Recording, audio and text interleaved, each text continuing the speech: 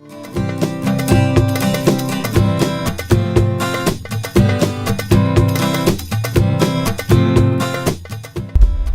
merupakan rukun Islam yang kelima. Bagi mereka yang telah mempunyai kemampuan, wajib bagi mereka untuk melaksanakan rukun Islam yang kelima ini. Seperti mana ditunjukkan oleh Rasulullah SAW, terdapat 3 cara pelaksanaan haji. Yang pertama, haji tamattu', yang kedua, haji qiran, dan yang ketiga, haji ifrad.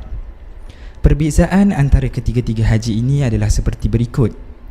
Bagi para jemaah haji tamattu', mereka memulakan haji mereka dengan berumrah, diikuti dengan pelaksanaan haji dan disudahi dengan menyembelih seekor binatang kurban. Bagi jemaah haji qiran, mereka melakukan umrah dan haji sekaligus dan diikuti dengan menyembelih seekor binatang kurban. Bagi jemaah haji ifrad pula, mereka hanya mengerjakan haji sahaja tanpa menyembelih sebarang binatang kurban. Apabila para jemaah ingin menuju ke Mekah, mereka harus melewati salah satu daripada 5 miqat atau tempat menjatuhkan niat yang telah ditunjukkan dan ditetapkan oleh Rasulullah SAW. Yang pertama di Dzulhulaifah, yang kedua di Juhfah, yang ketiga di Yalamlam, yang keempat di Qarnul Manazil, dan yang kelima di Dhatul Irq. Apabila para jemaah telah sampai di perbatasan ini, para jemaah lelaki hendaklah melepaskan pakaian yang berjahit di badan mereka dan digantikan dengan 2 helai kain ihram. Kain yang pertama diikat di bawah dan kain yang kedua dijadikan selendang untuk menutupi badan mereka. Bagi para jemaah wanita, pakaian mereka adalah sama.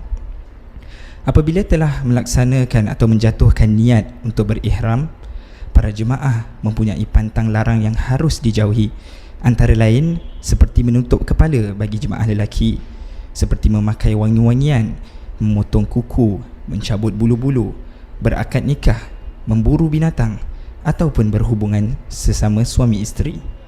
Jikalau didapati melanggar beberapa pantang larang ini, para jemaah akan dikenakan dam ataupun denda. Sesudah itu para jemaah akan menuju ke Mekah. Bagi yang berhaji ifrad, mereka dikenakan untuk bertawaf kudum ataupun tawaf selamat datang, diikuti dengan sa'i untuk haji. Namun mereka tetap berihram sehingga selesai tahallul awal. Bagi yang berhaji qiran, mereka juga bertawaf kudum namun diikuti dengan sa'i haji dan umrah sekaligus. Mereka juga tetap berihram sehingga selesai tahallul awal. Berbeza dengan haji tamattu', mereka melakukan tawaf untuk umrah dahulu, diikuti dengan sa'i untuk umrah, kemudian mereka bercukur. Selepas itu mereka bebas daripada segala pantang larang ihram dan mereka hanya menantikan untuk berihram sekali lagi pada hari haji. 8 hari bulan Dzulhijjah merupakan hari tarwiyah, hari yang pertama di dalam hari-hari haji. Di sini para jemaah akan berkumpul dan bermalam di Mina.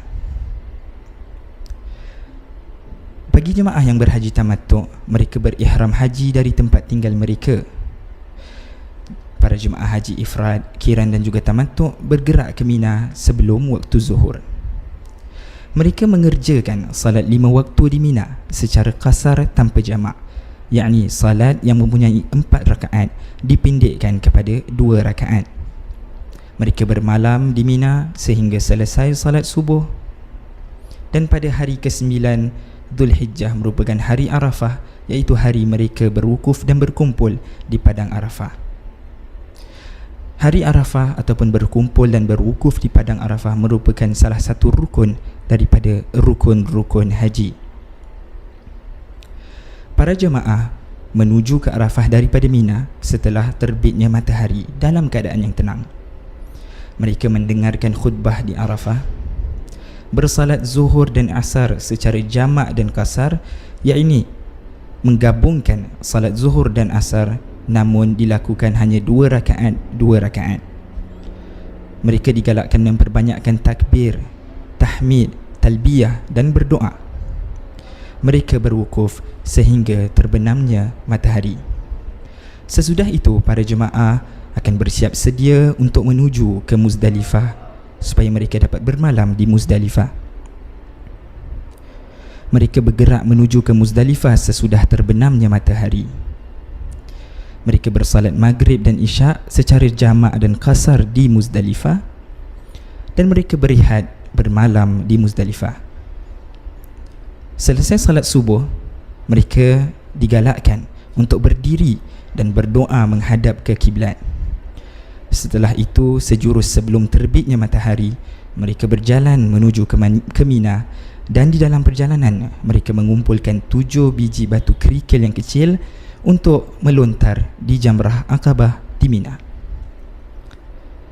Di Mina pada 10 hari bulan, iaitu pada hari raya Korban atau hari raya Idul Adha, terdapatnya 3 buah jamrah. Yang pertama iaitu Sughra, Wusta dan juga Aqabah.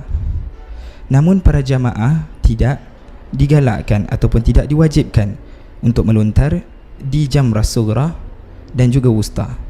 Para jemaah terus menuju ke Jamrah Aqabah dan diwajibkan untuk melontar di Jamrah Aqabah. Setibanya di Jamrah Aqabah, mereka dikehendaki untuk berhenti daripada talbiyah dan melontar 7 biji batu kerikil disertakan dengan takbir di setiap lontaran. Sesudah itu, para jemaah haji tamattu' ataupun kiran menyembelih seekor binatang kurban.